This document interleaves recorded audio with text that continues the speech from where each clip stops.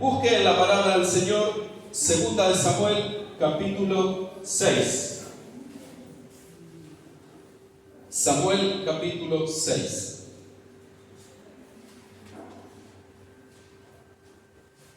Hoy quiero hablarles de la visión junto con la misión, ¿sí? Hace un ratito les dije que la visión es lo que uno tiene que tener para ejecutar una misión.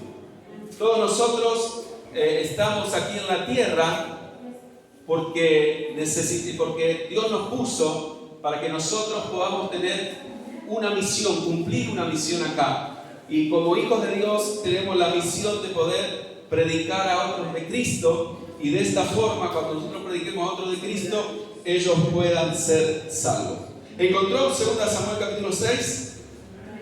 Dice así, versículo 1.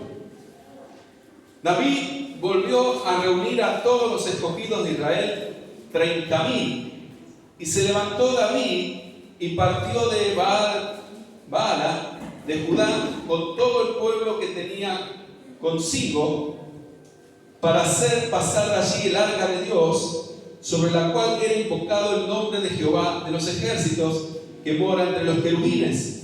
Pusieron el arca de Dios sobre un carro nuevo y la llevaron de la casa de Abinadab, que estaba en el collado, y Usa y Aiob, hijos de Abinadab, guiaban el carro nuevo. Cuando lo llevaban de la casa de Abinadab, que estaba en el collado, con el arca de Dios, Aiob iba delante del arca.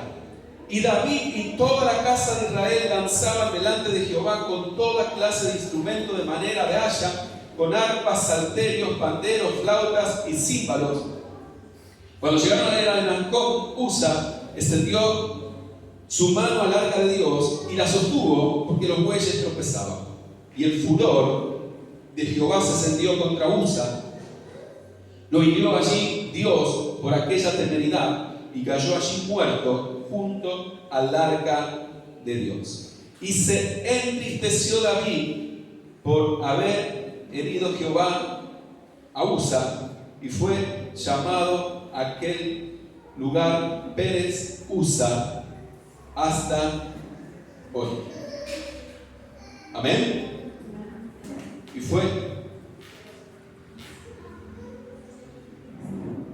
podemos encontrar aquí una historia.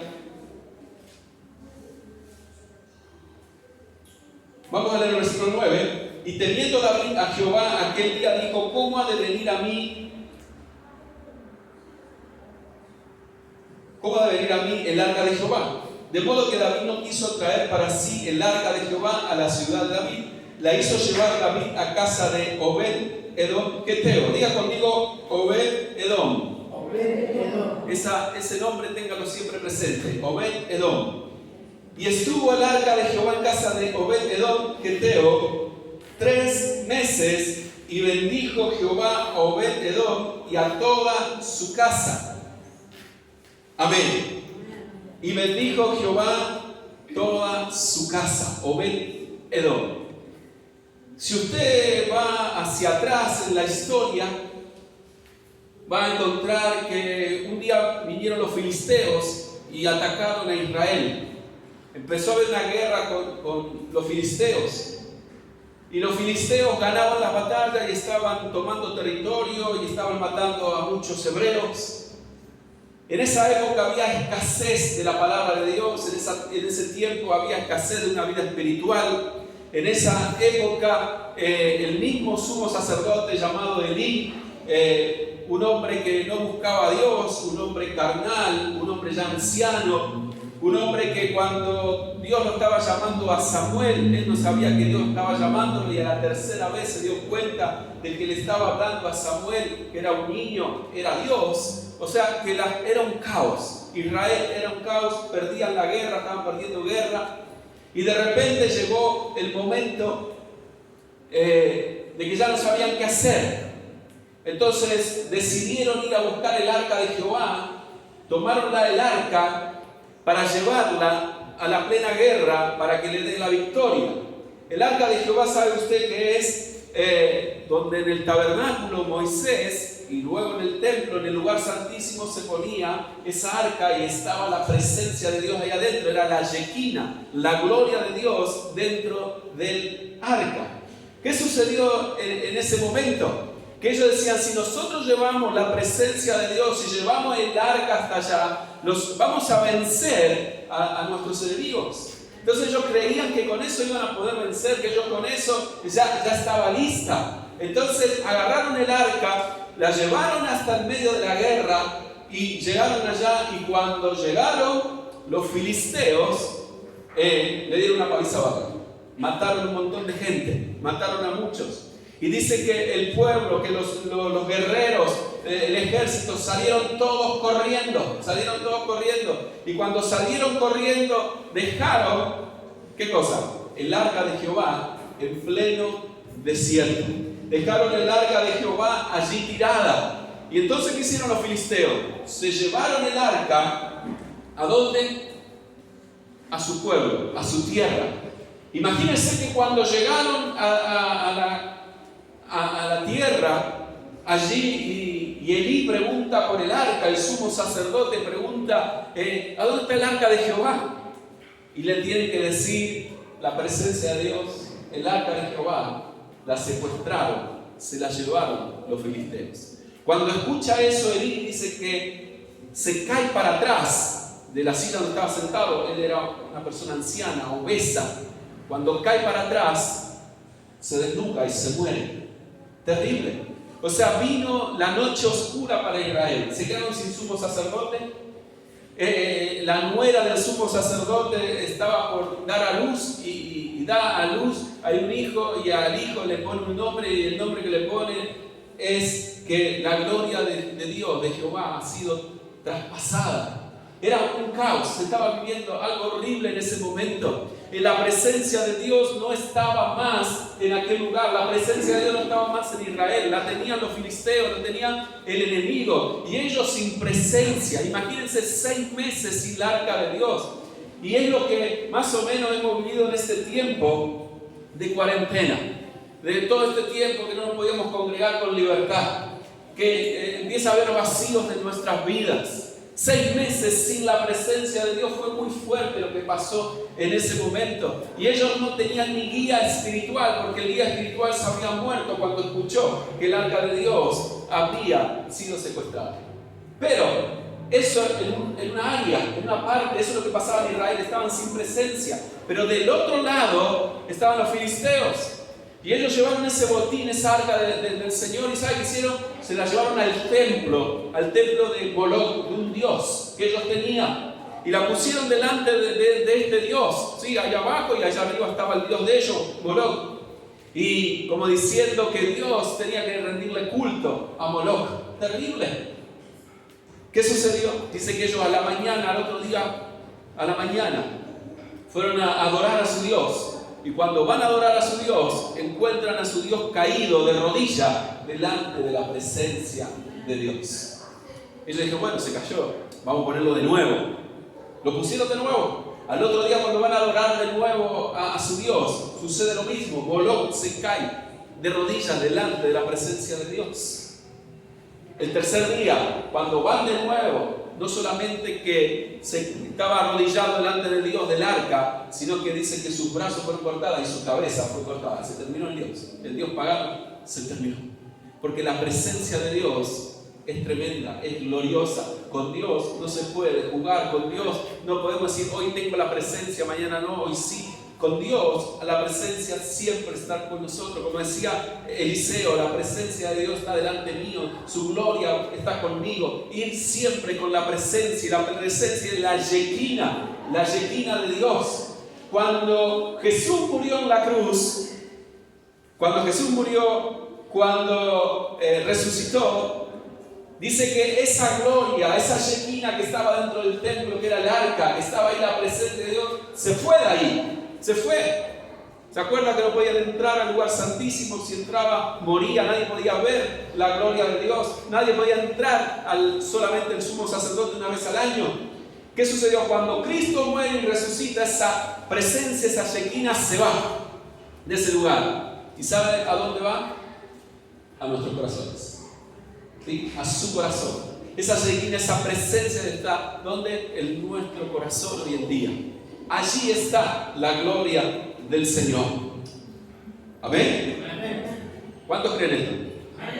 Esa presencia debe estar con usted, y esa es la presencia que le tiene que llenar cada día. Esa presencia es la que le tiene que a usted sacar ese vacío que tenemos, ese vacío que muchas veces a raíz de esta cuarentena que hubo nos puso vacíos, conflictos, problemas, dificultades, problemas en casa, problemas con los trabajos, problemas económicos, crisis, etc. Todo lo que nos puso, Dios tiene que llenar ese vacío de nuevo. Ellos tenían un vacío, se quedaron sin la presencia de Dios durante 6 meses. Pero esta historia continúa y dice que los filisteos no devolvieron el arca. Entonces Dios los empieza a enfermar con cáncer, con tumores a la población. Se empezó a morir la gente, se empezó a morir de tumores. Y entonces ellos pasaron unos meses y mandaron embajadores a Israel a decirle: ¿qué pasa? Que nos estamos muriendo, se nos está muriendo el pueblo, nos está diezmando el pueblo, se está muriendo todo, ¿qué pasa? Y Israel le dijo: si ustedes no nos devuelven el arca, no va a quedar ninguno, ustedes van a morir todos, porque la ira de Dios está sobre ustedes, porque ustedes tienen algo que no les pertenece, algo que no es de ustedes. Y dice: ¿qué tenemos que hacer? Es simple, tienen que preparar una carreta, un carro con bueyes, y ellos solos, déjenlos que ellos solos van a ser guiados hasta Israel y van a llegar a Israel. Ustedes déjenlo, pero tienen que venir con una ofrenda especial, tienen que hacer ofrendas de tumores de oro para que se aplaque la ira de Dios, para que se aplaque. Así que tuvieron que hacer tumores de oro, no me acuerdo cuánto eran, pero eran bastante, ponerlo adentro de ese carro que iba el arca, y tenían que dejarlo ir para que llegue a Israel. Así estaba la cosa. Y así fue. Usted dice: ¿cómo pueden 2 o 4 bueyes, cómo pueden llegar a Israel? ¿Quién les enseñó el camino? ¿Quién les enseñó que tenían que ir por ahí? ¿Quién les enseñó? Dios guiaba a esos bueyes. El Señor guiaba esos bueyes, a los ángeles tal vez llevaban esos bueyes, no sé, pero el arca de Dios se guiaba sola e iba a donde tenía que ir, que era el lugar de origen. Y es por eso que empieza este capítulo 6 que estamos leyendo, y aparece ya David en escena. Así que mire cuántos años pasaron desde Elí hasta David, que ya Saúl mismo ya había gobernado, ya había estado Saúl, estaba Samuel como profeta, y aparece David, y David se da cuenta de algo: que en Jerusalén no estaba la presencia de Dios, que en Jerusalén no estaba el arca de Dios, que en Jerusalén faltaba algo. ¿Qué faltaba? Lo más importante es el arca del Señor, la presencia del Señor. Y dice el 1: David volvió a reunir a todos los escogidos de Israel, 30,000, y se levantó David y partió de Balá de Judá con todo el pueblo que tenía consigo para hacer pasar de allí el arca de Dios. O sea, estaba en un límite, estaba en el límite de Israel, lo tenían que traer de nuevo a Jerusalén, era una fiesta, ellos lo fueron a buscar, una bendición. Iba a buscar el arca, sobre el cual era invocado el nombre de Jehová de los ejércitos, que mora entre los querubines. Pusieron el arca de Dios sobre un carro nuevo, la llevaron de la casa de Abinadab, que estaba en el collado de y Usa y Ayod, hijos de Abinadab, guiaban el carro nuevo. ¿Sabe una cosa? Estos 2 muchachos que guiaban el carro, o sea, que ya estaban en Israel y la llevaban a Jerusalén, conocían un poco de la presencia de Dios, conocían el arca, pero no conocían las leyes de Dios. Porque en Éxodo, Levítico y Números, Deuteronomio, me habla de toda la ley que hay con el arca, cómo hay que tratar el arca, que el arca nada más la puede tocar el sacerdote, los levitas, el sumo sacerdote, pero no la puede tocar más nadie. Ellos conocían mucho porque la tuvieron en su casa, pero conocían, pero no la podían tocar. ¿Me entienden? Y de repente, estos muchachos llevaban el arca porque dijeron: ya estuvimos tanto tiempo, ya estamos afianzados con el arca, estamos afianzados con la presencia de Dios. Medio que dijeron: yo me la sé toda. Dijeron: yo me la sé, ya estuvieron, así que nosotros la llevamos tranquila, de taquito. Cuando creemos que estamos así en nuestra vida espiritual, tengamos cuidado, hermanos, porque ahí es donde viene el tropezón. ¿Sí? Tengamos cuidado. Cuando creemos que ya está todo bien, tengamos cuidado. ¿Sí? Creía que estaba todo bárbaro. E iban caminando, iban llevando, y había una fiesta, porque la Biblia dice, cuando lo llevaron de la casa de Abinadab, que está en el collado con el arca de Dios, Ahiud iba delante del arca, y David y toda la casa de Israel hacían un culto, danzaban delante de Jehová con toda clase de instrumentos de madera, de haya, con arpas, salterios, panderos, flautas y címbalos. Había de todo para adorar a Dios. Era un culto, era algo glorioso. Estaban llevando el arca del Señor. Y dice el versículo 6, cuando llegaron a la era de Nacón, Uza extendió su mano al arca de Dios, el que se la sabía toda, y la sostuvo, porque los bueyes tropezaban. ¿Usted se cree que el arca de Dios se puede caer porque los bueyes tropiezan? Él sí creyó. Él dijo, yo necesito ayudar a Dios. Yo necesito ayudar a Dios. Y cuando vio que tropezaban los bueyes, él agarró el arca. Y ahí se terminó la fiesta, se terminó todo, se terminó porque él la había errado en la ignorancia de que sabía que no tenía que tocar el arca de Dios. No lo sabía, ignorancia. No conocía la palabra. Estuvo meses o estuvo años tal vez en su casa con el arca ahí guardada, pero ella pensaba que sabía todo, y lamentablemente terminó mal este muchacho, porque dice la Biblia, los bueyes tropezaban y el furor de Jehová se encendió contra Uza y lo hirió allí Dios por aquella temeridad y cayó allí muerto junto al arca de Dios. Y se entristeció David por haber herido Jehová a Uza, y fue llamado a aquel lugar Pérez Uza hasta hoy. Fíjense, de la fiesta pasaron al luto, de la fiesta pasaron a una muerte. ¿Por qué? Por ignorar la palabra de Dios. Por creer que se la sabía toda, este hombre muere, y el mismo David se habrá dicho, ¿por qué no presté atención? ¿Por qué no le pregunté a un sacerdote, a un levita, cómo es esto? ¿Por qué no pregunté? ¿Por qué no me profundicé en la palabra de Dios? ¿Por qué? Y tienen que lamentar esto. Y David dijo, bueno, a partir de ahora vamos a dejar el arca acá. La vamos a dejar acá.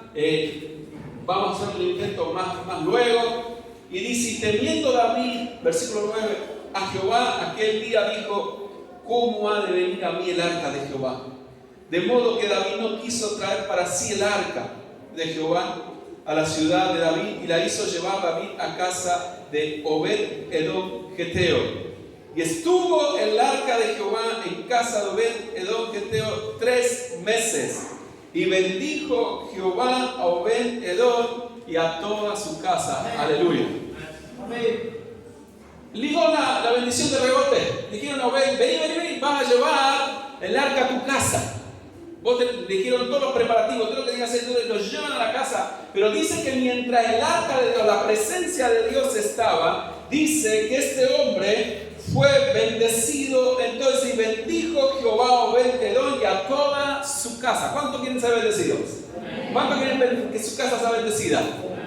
Tienen que tener la presencia de Dios. Tiene que estar la presencia de Dios en tu vida, tiene que estar la presencia de Dios en tu casa, en tu familia, tiene que estar la presencia de Dios, la gloria de Dios tiene que estar en ustedes, en cada uno de ustedes, tienen que estar llenos de la presencia de Dios, que ese vacío que hay en los corazones, en el espíritu, Dios lo empiece a llenar. Dios es el que llena el vacío. En esta cuarentena, en un momento cuando Dios me mostró, cuando el día que me convertí, había un vacío en mi corazón. Yo andaba buscando de Dios, pero no lo encontraba, hasta que el día que me predicaron. Pero sentía lo mismo, como que había un vacío, como que no podíamos hacer las cosas que estamos acostumbrados a hacer. Y decía, Señor, yo necesito que este vacío sea de nuevo, sea lleno, necesito de nuevo de esa agua, necesito de nuevo de esa vertiente espiritual, necesito más de ti. Y uno a los vacíos lo empieza a llenar. ¿Y con qué lo llena? Siempre lo digo, ¿con qué lo llena? Con internet, con Netflix, con comida, no sé, con cosas. Uno empieza a llenar y empieza, y de esa forma, ¿por qué? Porque hay un vacío. ¿Y el vacío qué es? De Dios. Que la gente necesita a Dios, que uno necesita a Dios. Entonces es el tiempo en que más tenemos que estar en su presencia. Todos nosotros sabemos cómo termina todo esto. Yo ayer estaba viendo la información, o el informativo, España, una ola de calor, alerta amarilla.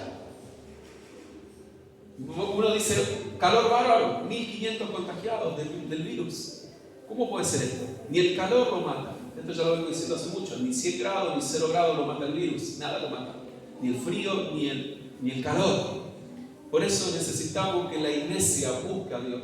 Necesitamos esa presencia. Necesitamos que la iglesia entre en ayuno, en oración, para que todo esto se esté terminando. Esto no lo va a salvar ni la vacuna. Esto lo tiene que salvar Dios. ¿Escuchó? Dios tiene que salvar esto.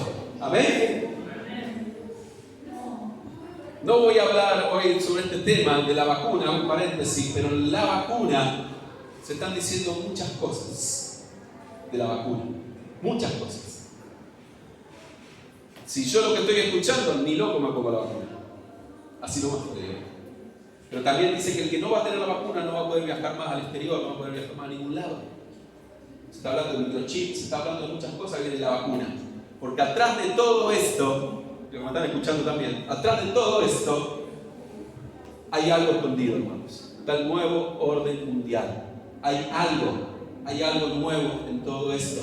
Esto lo tenemos que saber, tenemos que abrir nuestros ojos. Todo se está cumpliendo Apocalipsis. Hermano, no es normal lo que sucedió en todo este tiempo por un virus. No es normal. Se vienen cosas que están escondidas. Estamos orando para que salga a luz todo esto. Estamos orando. Algo tiene que salir a luz. No sabemos qué está pasando. Por eso digo que la vacuna no es la solución. La solución es Dios. La solución es Dios, hermano. La solución es Dios. No hay otra cosa. No hay otra cosa, hermanos. Así que ayude, ore para que esto se termine en el nombre del Señor. Amén. Y este hombre, esta casa, Obed-Edom, fue bendecida. Y yo quiero que su casa sea bendecida. Yo quiero que su casa sea bendecida. Entonces, ¿cómo va a ser su casa bendecida? Si la presencia de Dios entra a su casa, ¿por medio de qué? De la casa, de la célula familiar online. Es tan sencillo. Usted solamente aprieta un botón y tiene una célula familiar en su hogar, donde se ministra la palabra, donde se canta, se ora por las peticiones, Él se da una palabra viva, eficaz, se habla todo lo que tenemos que hablar en 40 minutos y eso va a bendecir su vida y va a bendecir su casa. Y usted va a poder bendecir a otros. ¿Con qué? Con la célula familiar online. Y esto es que la presencia de Dios está en casa. ¿Está la presencia de Dios en tu casa? ¿Está? Hermanos, hay hogares donde uno va a veces de visita y siente la opresión, siente que falta la paz de Dios, siente que falta la presencia de Dios, se siente el vacío espiritual. Hermanos, necesitamos llenar nuestro hogar ¿de qué? De la presencia de Dios. Necesitamos de la presencia, que nuestra casa, nuestro matrimonio esté bendecido, que nuestros hijos estén bendecidos, que los que nos rodean estén bendecidos, que la gente quiera ir a tu casa a causa de que hay paz en tu casa, que hay algo diferente, que la gente quiera ir. Yo voy a tu casa porque hay algo diferente en tu casa. No que otros van a la casa, no, a la casa de fulano no voy. Y loco, me dicen. No voy a esa casa porque es un lío, no quiero ir. Y es más, ni la familia quiere ir a tu casa. O a la casa de uno, no quieren llegar. ¿Por qué? Porque no hay paz.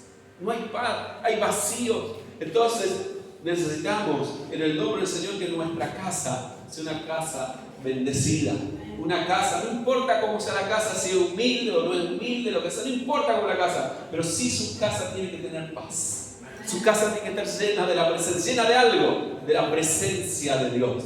De la presencia de Dios. No importa si la casa es grande, es chica, si hay perro, no hay perro, no importa. Lo que importa es que haya algo, y es la presencia del Espíritu Santo. Amén, la presencia. Y allí eso va a ser una bendición para usted. Pero mire, fíjese que David no era ningún tonto, porque el versículo 12, capítulo 6, versículo 12, sí, ahora sí, 12, 6, 12, dice: fue dado aviso al rey, diciendo: Jehová ha bendecido la casa de Obed-Edom y todo lo que tiene, ¿a causa de qué? ¿A causa de qué? A causa del arca, a causa de la presencia, a causa de la célula familiar online, a causa de que Dios está morando en tu casa. Fue dado aviso al rey, él no era ningún tonto, diciendo: Jehová ha bendecido la casa de Obed-Edom y todo lo que tiene. Aleluya. Y todo, no solamente la casa, sino todo. Todo. Yo siempre digo esto, hermano: si usted siembra bien, va a cosechar bien. O sea, pero si uno siembra mal, va a cosechar mal. Hasta cierto punto recibimos la cosecha cuando sembramos bien, pero cuando empezamos a cosechar mal, a sembrar mal, empezamos a cosechar mal. Este hombre dejó la presencia de Dios en su casa y fue bendecido en todo, su casa y todo lo que tenía. Yo quiero la bendición de Dios, no sé usted. El otro día no sé con quién hablaba, pero le decía: es simple, si vos obedeces a Dios, sos obediente a Dios, llenás tu vida de Dios, tu casa de Dios, las bendiciones vienen solas. Te das vuelta y te encontrás con bendiciones. Mirás hacia arriba y vienen bendiciones, te caminás para adelante, vienen bendiciones, vas para atrás, vienen bendiciones, porque lo dice Deuteronomio 28, ¿qué dice? Que las bendiciones nos van a alcanzar, pero para eso tengo que estar en la presencia. En la presencia, en la presencia. Entonces David fue y llevó con alegría el arca de Dios de casa de Obed-Edom a la ciudad de David, que es Jerusalén. Tremendo. Y él, su reinado a partir de ahí es diferente. ¿Cómo será que el capítulo 7 comienza el pacto de Dios con David? ¿Pero cuándo? Cuando él se dio cuenta que tenía que llevar la presencia de Dios a su casa, a Jerusalén, a su ciudad. Mientras tanto, era un rey más. Mientras tanto, era reconocido porque había vencido a Goliat, pero todavía su reinado no se había firmado como debía ser. Pero viene el capítulo 7, no lo voy a leer ahora, lo voy a leer en casa, donde Dios hace un pacto con David y donde ese pacto ya habla del Mesías. Ya habla de Jesús. Pero ¿dónde estuvo la clave? En llevar la presencia de Dios a la ciudad, a su casa. Y eso es lo que queremos en este tiempo como iglesia, con esta visión. Llevar la presencia de Dios a cada hogar. A cada hogar. Que cada uno de ustedes va a tener su célula familiar online toda la semana. Que usted lo haga porque eso le va a bendecir su casa y todo lo que está alrededor suyo. Y usted puede también invitar a otros nuevos a que puedan tener también la célula, van a ser ganados y luego se van a estar congregando. Es lo que Dios me dijo que hagamos para empezar a multiplicarnos nuevamente. Quiero decirle algo y termino con esto. Cuando termine esta pandemia, cuando termine este virus, se viene el avivamiento más grande de la historia en el mundo. En el mundo. Y después viene Cristo. ¿Amén? Así que estemos preparados porque lo que viene va a ser tremendo, tremendo. ¿Amén? Así que deje entrar a la presencia de Dios, deje entrar a la presencia de Dios en su casa, en su vida. Pero en esta noche no se vaya sin estar lleno del Espíritu Santo. ¿Amén? Póngase en pie.